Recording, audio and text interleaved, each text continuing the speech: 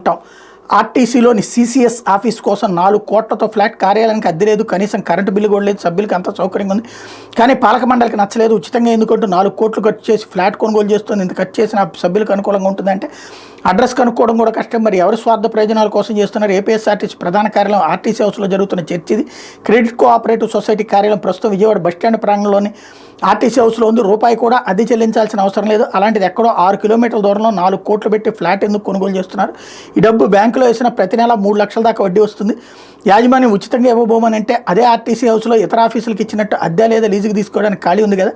అక్కడ CCS office ఉంటే సభ్యులకు వచ్చి వెళ్లేందుకు ఎంతో సౌకర్యంగా ఉంటుంది. ఒకవేళ సొంత భవనం కావాలనుకుంటే విద్యాధర్పంలోని ఆర్టీసీ ఆసుపత్రి ప్రాంగణంలో గతంలో ఇచ్చిన 500 గజాలు నిర్మాణం చేపడితే బాగుంటుందని వినిపిస్తున్నాయి.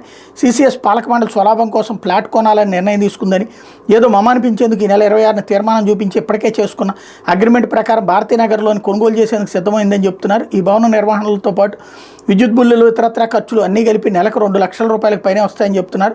4 కోట్ల రూపాయలకు వడ్డీ కోల్పోవడంతో పాటు ఏటా 25 లక్షల వరకు అదనపు భారం సీసీఎస్పై పడుతుందని ఆర్టీసీ హౌస్లో బహిరంగంగా ఆగ్రహం వ్యక్తం చేస్తున్నారు అన్నటువంటి వార్తని హైలైట్ చేశారు. లేకపోతే బెట్టింగ్ యాప్స్ రచ్చలో